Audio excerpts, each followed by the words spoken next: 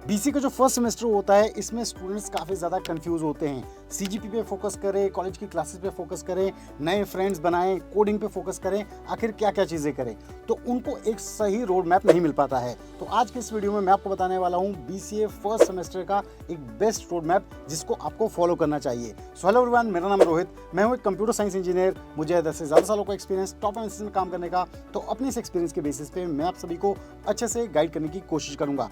तो अगर आप चैनल पर नए हैं तो चैनल को सब्सक्राइब कर लें। अगर आपको वीडियो पसंद आता है तो इसे लाइक और शेयर करना बिल्कुल ना भूलें। तो बिना किसी देरी के स्टार्ट करते हैं आज के इस वीडियो को।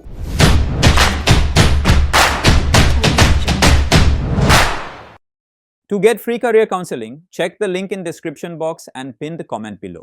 तो बीसी के फर्स्ट सेमेस्टर के रोड मैप में जो सबसे पहला आपका स्टेप है वो है अपने सिलेबस, अपने करिकुलम को अच्छे से समझना। तो सबसे पहला स्टेप यहाँ पे आपका रहेगा, जो बीसी के फर्स्ट सेमेस्टर का आपका जो कंप्लीट सिलेबस है उसको डाउनलोड करें।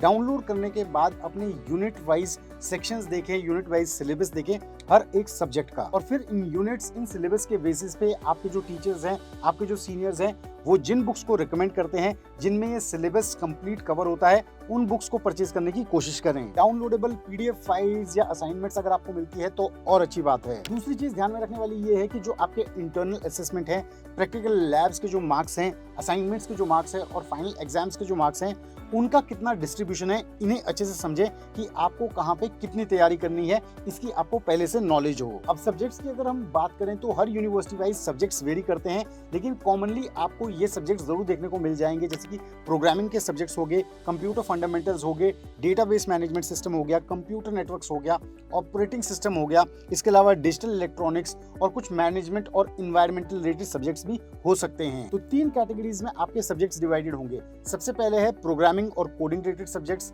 दूसरे आपके मैथमेटिक्स एंड टेक्निकल थ्योरी, और तीसरे आपके पास environmental and management related subjects, यानी कि कम्युनिकेशन वाले सब्जेक्ट्स भी इसमें हो सकते हैं। तो ये प्रैक्टिस फॉलो करने से आपके दिमाग में 3 चीजें रजिस्टर हो जाएंगी बीसी के फर्स्ट सेमेस्टर में ही, यानी कि आपका जो यूनिट वाइज सिलेबस है वो क्या है, कौन सी बुक्स आपको रेफर करनी चाहिए, मार्क्स डिस्ट्रीब्यूशन कैसा है और कैटेगरी ऑफ सब्जेक्ट्स कौन कौन से हैं। अब इसके बाद मंथ वाइज स्ट्रेटेजी समझ लेते हैं, यानी कि आपको मंथ 1 में क्या करना है, मंथ 2 में क्या करना है और आखिर के सेमेस्टर तक आते आते आपको क्या चीजें फॉलो करनी है।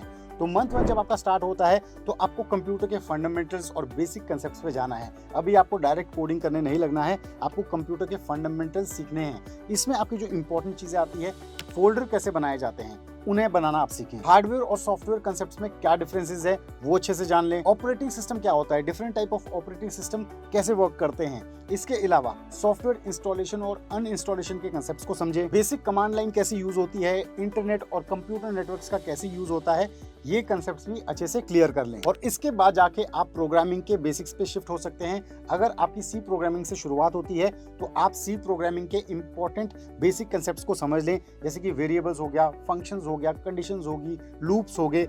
इन कंसेप्ट्स को पहले अच्छे से समझ लें, फिर आप कोडिंग के लॉजिक्स, एल्गोरिथम्स और उनके प्रोग्रामिंग वाले लेवल पे जा सकते हो। छोटे छोटे प्रोग्राम आप बनाना शुरू कर सकते हो, जैसे कि 2 नंबर्स के एडिशन, ऑड इवन नंबर्स को प्रिंट करना, प्राइम नंबर्स को प्रिंट करना, लार्जेस्ट नंबर फाइंड आउट करना, एक कैलकुलेटर क्रिएट करना। लेकिन ध्यान रखें, जब भी आप ऐसे कोडिंग प्रैक्टिस कर रहे हैं, सिर्फ आपको नोटबुक में, कॉपी में ये चीज़ें नहीं करनी है, प्रैक्टिकली लैब्स में जाके इन्हें एग्जीक्यूट करना है, क्योंकि तभी आपको समझ में आएगा कि छोटी छोटी चीज़ें कैसे एरर लेके आती हैं, ताकि आप उनको डीबग कर पाएं और एक सही कोड लिख पाए जो फाइनल रिजल्ट आपको प्रोड्यूस कर पाए। मंथ 2 में आपको लॉजिक बिल्डिंग और प्रैक्टिकल प्रैक्टिस को और ज्यादा शार्प करना है, यानी कि आपको प्रोग्रामिंग के नेक्स्ट टॉपिक्स को कवर करना होगा। इसमें आपको nested loops, functions, array, strings, ऐसे टॉपिक्स को अच्छे से समझना होगा। यहाँ पे ऐसा होने लगता है कि स्टूडेंट्स को कोडिंग थोड़ी सी मुश्किल लगने लगती है और वो प्रोग्राम्स को याद करने लग जाते हैं, लेकिन प्रोग्राम्स को याद नहीं करना है, बट लॉजिक डेवलप करना आपको यहाँ पे सीखना है। फॉर एग्जाम्पल, अगर आपको एक प्रॉब्लम दी जाती है कि 5 स्टूडेंट्स के मार्क्स का एवरेज कैलकुलेट करो, तो आपको डायरेक्ट कोड नहीं सर्च करना है। इस प्रॉब्लम के लिए आपको पेपर पे पहले स्टेप्स लिखने हैं कि किन स्टेप्स पे आप इस प्रॉब्लम को सॉल्व कर पाएंगे। फॉर एग्जाम्पल, कितने स्टूडेंट्स हैं, उनके मार्क्स को स्टोर करना है, उसके बाद उनके मार्क्स को टोटल निकालना है और उसके बाद उन टोटल मार्क्स से डिवाइड करना है नंबर ऑफ स्टूडेंट्स को।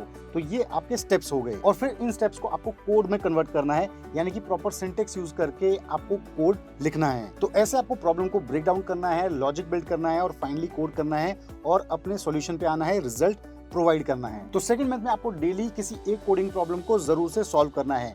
आपको इमीडिएटली सॉल्यूशन चेक नहीं करना है, पहले 20-30 मिनट आप खुद उस पर R&D करें, उस पर अपने लॉजिक्स लगाएं। उसके बाद अगर कोई एरर आ रहा है आप उस पर्टिकुलर स्टेप पे चेक कर सकते हैं सॉल्यूशन को, लेकिन आपको कंप्लीट सॉल्यूशन नहीं देखना है। थर्ड मंथ की अगर हम बात करें, जब आपके प्रोग्रामिंग के बेसिक्स थोड़े थोड़े क्लियर होने शुरू हो जाएंगे, इसके बाद आप एडिशनल स्किल्स को चूज कर सकते हैं, जिसमें आप बिगिनर लेवल के स्किल्स जैसे कि वेब डेवलपमेंट के बेसिक्स, HTML, CSS, जावास्क्रिप्ट, इन्हें सीखना शुरू कर सकते हो। अगर आप automation, data analysis, artificial intelligence में अपना फ्यूचर बनाना चाहते हो तो आप पाइथन जैसी लैंग्वेज के बेसिक्स भी करना स्टार्ट कर सकते हो। लेकिन ध्यान दें, जो आपको कॉलेज में कोडिंग पढ़ाई जा रही है, अगर सी पढ़ाई जा रही है तो उसको आपने बिल्कुल मिस नहीं करना है। उससे रिलेटेड जो असाइनमेंट्स हैं, उससे रिलेटेड जो आपके प्रैक्टिकल लैब्स हैं, उनको आपने बराबर करते रहना है। उसके अलावा जो आपको एक्स्ट्रा टाइम मिल रहा है उसमें आप पाइथन की प्रैक्टिस कर सकते हैं। लेकिन ध्यान दें, जो कॉलेज में आपको लैंग्वेज पढ़ाई जा रही है, सी लैंग्वेज अगर आपको पढ़ाई जा रही है तो उससे रिलेटेड प्रैक्टिकल लैब्स, असाइनमेंट्स, उनको आपको बिल्कुल मिस नहीं करना है, उनको आपको कंप्लीटली फॉलो करना है। फोर्थ मंथ की अगर हम बात करें तो स्मॉल प्रोजेक्ट क्रिएशन और एग्जाम प्रेपरेशन इंपॉर्टेंट रहेगी। यहाँ पे फर्स्ट सेमेस्टर में आपसे कहूंगा कि अगर आप छोटे छोटे प्रोजेक्ट्स बना सकते हैं तो जरूर बनाएं, जो प्रोग्रामिंग कंसेप्ट्स आपके क्लियर हुए हैं। आप एक सिंपल कैलकुलेटर बना सकते हैं, आप कोई क्विज बना सकते हैं, आप सिंपल बिलिंग सिस्टम बना सकते हैं, अटेंडेंस कैलकुलेटर बना सकते हैं। तो ऐसे स्मॉल प्रोजेक्ट बनाने की कोशिश करें फर्स्ट सेमेस्टर से ही। और आपके जो फाइनल एग्जाम्स आ रहे हैं उसके लिए आप प्रीवियस ईयर्स क्वेश्चन पेपर्स, जैसे आपके जो सीनियर्स हैं उनके पास में कैसे क्वेश्चन पेपर आए, उन्हें एक बार जरूर रेफर कर लें, ताकि आपको आइडिया हो जाए कि किस टाइप के क्वेश्चन, किस टाइप का पैटर्न फॉलो किया जाता है आपके फाइनल एग्जाम्स में। दो चीजें जो आपको बिल्कुल इग्नोर नहीं करनी है बीसी के फर्स्ट सेमेस्टर से ही, वो है पहला मैथमेटिक्स और दूसरा है कम्युनिकेशन स्किल्स। मैथमेटिक्स जो है उसकी बेसिक अंडरस्टैंडिंग आपकी काफी ज्यादा अच्छी होनी चाहिए, क्योंकि ये आपको हेल्प करता है लॉजिक बिल्डिंग में। इसके साथ साथ ये आपको हेल्प करता है डेटा स्ट्रक्चर एंड एल्गोरिथम्स में, डेटा साइंस में हेल्प करेगा, और जब आप प्लेसमेंट्स में एप्टीट्यूड टेस्ट देंगे उसमें भी ये आपको काफी ज्यादा मदद करेगा अगर आपके मैथ्स के कंसेप्ट क्लियर होंगे। दूसरी चीज, कम्युनिकेशन स्किल्स को बिल्कुल इग्नोर नहीं करना है।